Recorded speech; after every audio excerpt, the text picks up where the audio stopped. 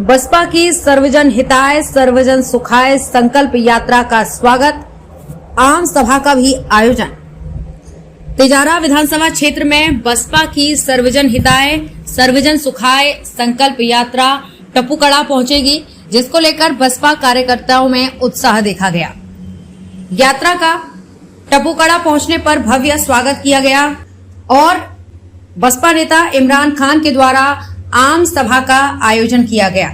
आम सभा को संबोधित करते हुए राज्यसभा सांसद रामजी गौतम ने कहा कि राजस्थान में दलितों और मुसलमानों की लिंचिंग हो रही है।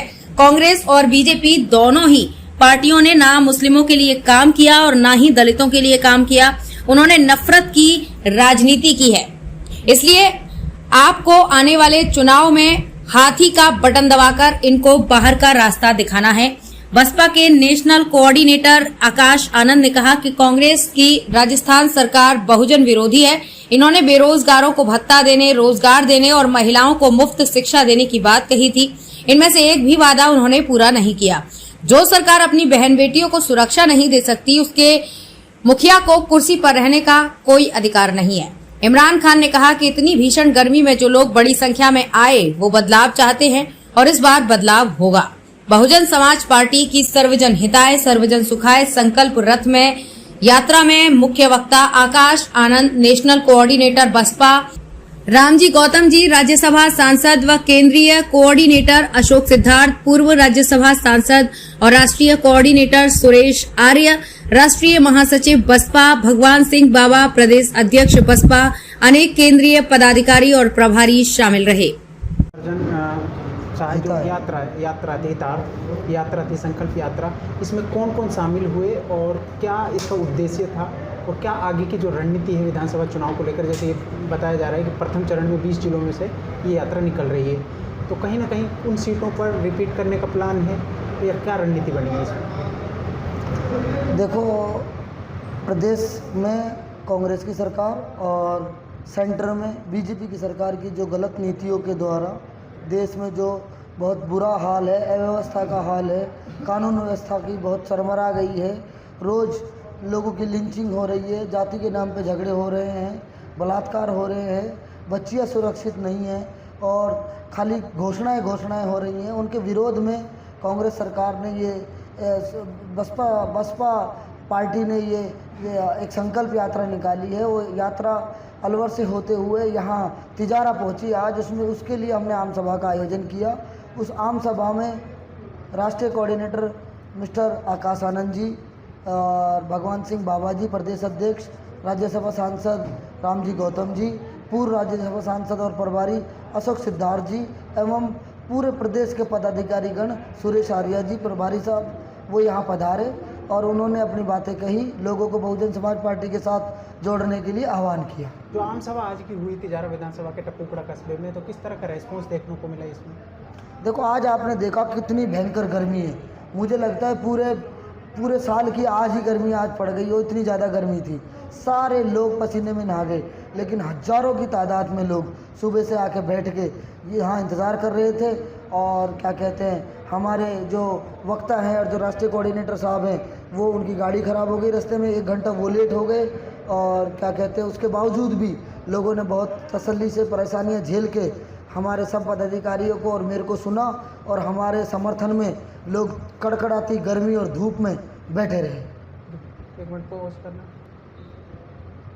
जी।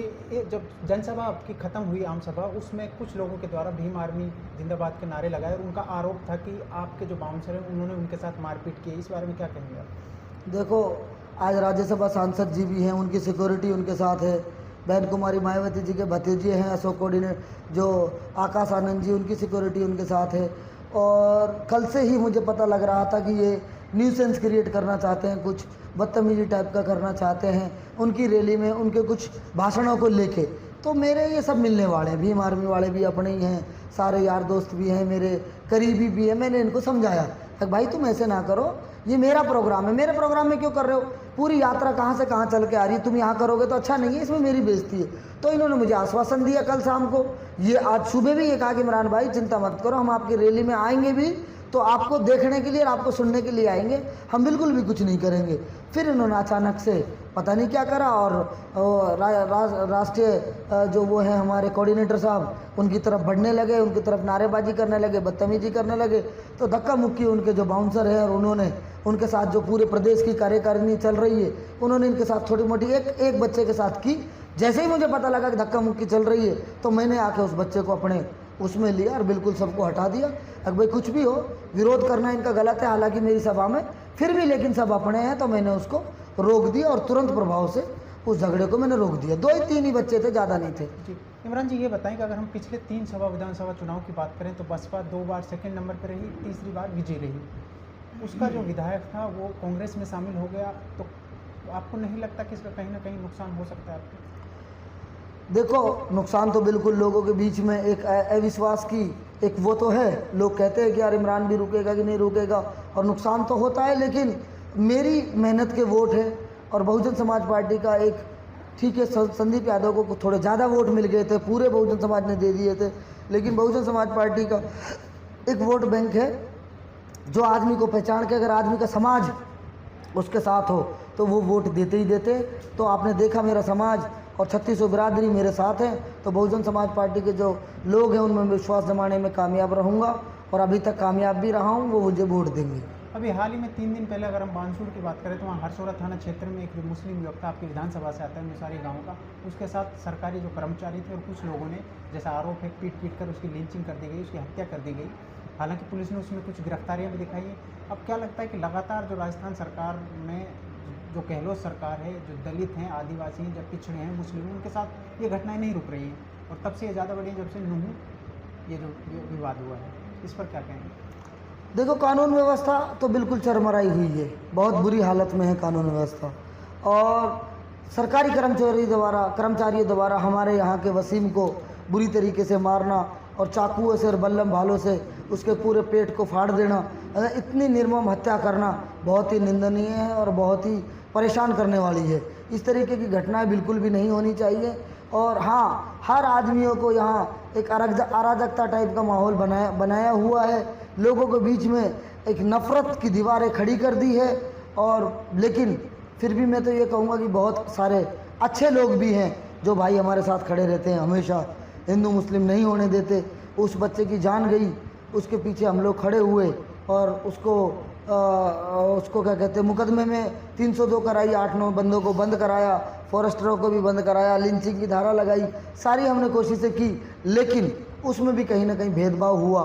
जो कांग्रेस के कार्यकर्ता थे, कट्टर कार्यकर्ता थे, जो टिकट विकट के कहीं ना कहीं लालच में भी रहते हैं, उन्होंने इस आंदोलन को और इस लड़ाई को उस तरीके से नहीं लड़ने दिया जिस तरीके से इसकी ज़रूरत थी। क्योंकि सरकारी कर्मचारियों द्वारा एक आम आदमी की इस तरीके से हत्या कर देना, कहीं ना कहीं उसको एक बड़े मुआवजे की रकम मिलनी चाहिए थी, एक सरकारी नौकरी का ऐलान होना चाहिए था। तो हमने देखा कि इन लोगों की इच्छा नहीं है और वो उनके परिवार से भी आते हैं और उनके बहुत करीबी भी हैं वो, तो फिर हमने उनके तरीके से ही चीज़ों को उनके समर्थन में अपना समर्थन किया और हमने इन चीज़ों को ख़त्म कराया। जैसे गहलोत सरकार, कांग्रेस सरकार अल्पसंख्यक और मुस्लिमों को के लिए अपने आप को हितैषी कहती है, उनका हितैषी कहती है, लेकिन इस पूरे मामले में हमने देखा कोई भी जनप्रतिनिधि कांग्रेस की तरफ से किसी का बयान नहीं आया, कोई भी उस परिवार से मिलने नहीं आया, पीड़ित को सांत्वना देने नहीं आया। क्या कारण मानते हैं, क्यों नहीं? इसका बहुत छोटा सा कारण है, हमारे लोगों की जो गुलामी वाली मानसिकता है, वही एक इसका कारण है। अगर मुझे पता लग जाए कि क्या कहते हैं कि वोट ही इनको हमें देनी है या बिना मांगे इनको टिकट के लिए लाइन में लगा रहना है, तो इनको कितना ही भी मरने दो, कितना ही भी जड़ने दो, कितना ही भी कुछ भी होने दो, क्या फ़र्क पड़ता है। ना आने की ज़रूरत है, ना बयान देने की ज़रूरत है। इनको टिकट के बदले में हज़ारों आदमी की जान भी जाते देने के लिए तैयार है। इस तरीके की गुलामी की मानसिकता वाले नेता हैं। मैं ये कहता हूँ किसी भी पार्टी के वफादार रहो, लेकिन सबसे पहले तो वफादार उस जनता के रहो, उस समाज के रहो जिस समाज से और जिस जनता ने तुम्हें बनाया है, जिससे बनने की तुम उम्मीद करते हो, जिससे बनने का तुम ख्वाब देख रहे हो। लेकिन ये लोग उस जनता के साथ तो गद्दारी करते हैं, जो जनता इनको बनाती है वफादारी नहीं करते और पार्टियों की गुलामी करते हैं। मुझे ये पसंद नहीं है। पार्टियों के लिए भी वफादार रहो, लेकिन सर्वोपरि ये जनता है, सबसे पहले जनता है। अंतिम सवाल आपसे ये है कि आपने पूरा माहौल देखा, आपने तिरंगा यात्रा की, वो भी ऐतिहासिक रही, आज की आपकी आम सभा थी वो भी सक्सेस रही, तो आगे की क्या रणनीति होगी कि किस तरह से आपको क्या लग रहा है कि जैसे पिछली बार का जो मुकाबला था बसपा कांग्रेस त्रिकोणीय था, इस बार क्या लग रहा है आपको, किस तरह का चुनाव होने वाला है आपके हिसाब से? इस बार त्रिकोणीय नहीं रहेगा, इस बार डायरेक्ट बीएसपी की और बीजेपी की टक्कर रहेगी, कोई त्रिकोणीय मुकाबला नहीं रहेगा। और कांग्रेस का कैंडिडेट बहुत हल्का रहेगा, जो भी रहेगा, कोई भी आए, चाहे कोई भी समाज, चाहे कुछ भी आए, क्योंकि कहीं ना कहीं यहाँ एक धोखे की राजनीति हुई है पिछले 5 सालों में कांग्रेस के द्वारा। चाहे वो बजट हो गया, चाहे सरपंचों के साथ भेदभाव हो गया, चाहे लोगों के साथ लिंचिंगें हुई, चाहे लोगों के साथ उसी सरकार की वोट लेके 56,000 60,000 वोट लेके उनको अनदेखी हुई, 3 लाख 4 लाख वोट लेके भी अनदेखी हुई। तो कहीं ना कहीं लोगों में गुस्सा है, और कोई भी आदमी अगर लोगों के बीच में रह के सेवा करेगा, उनकी बातों को जानेगा, उनके बीच में रहेगा, तो लोगों का समर्थन उसके लिए है। और मुझे पूरी उम्मीद है कि लोग पार्टी को ना देखते हुए लोग मेरे को आशीर्वाद देंगे और मेरे पे विश्वास जताएंगे, और मैं उनकी उम्मीदों पे खरा उतरूँगा। जैसे आपने कहा कि पार्टी कांग्रेस पार्टी ने लोगों के साथ मतलब भेदभाव किया, अगर हम बात करें जैसे कांग्रेस का बसपा से विधायक रहे, वो कांग्रेस में चले गए, अपना जो कांग्रेस कार्यकर्ता हैं उनका कोई काम नहीं हुआ। जो कांग्रेस से पिछली बार यहाँ उम्मीदवार थे, प्रत्याशी थे दुर्रू मियाँ जी, वो 4.5 साल जनता के बीच में गायब रहे। ऐसे में आपको क्या लगता है कि गायब रहना और कांग्रेसियों को काम नहीं होना, तो वो कितना वोट बैंक आपकी तरफ बढ़ सकता है, आपको कितना फ़ायदा हो सकता है? देखो, पहली बात तो वोट बैंक के लिए मेरी खुद की मेहनत है, मैंने किसी का नाम लेके वोट नहीं मांगा, मैंने उनको फ़र्क महसूस कराया है। अब जब तुम इतनी वोट देने के बाद भी 5-5 साल लोग तुम्हारे बीच में नहीं आते, मैं दिन रात बिना बने भी तुम्हारे बीच में काम कर रहा हूँ, तो तुम मुझे क्यों नहीं चुनते? और जब वोट तुम्हारी है, दूसरे समाज की भी वोट मैं इस पार्टी पे लेके आ रहा हूँ, तो तुम वोट क्यों नहीं देते? तो लगातार 6 साल की 5.5 साल की काउंसलिंग के बाद और मेहनत के बाद इन लोगों के दिमाग में आ गया है कि हाँ, अपना अपना ही होता है, लोकल लोकल ही होता है, और पार्टी की गुलामी से हट के अगर आप बंदे का हौसला अफजाई करेंगे, नेक ईमानदार और वफादार आदमी को आगे बढ़ाएंगे, तो ईमानदारी से और वफादारी से ही हमारी सेवा करेगा और हमारे हकों की लड़ाई लड़ेगा।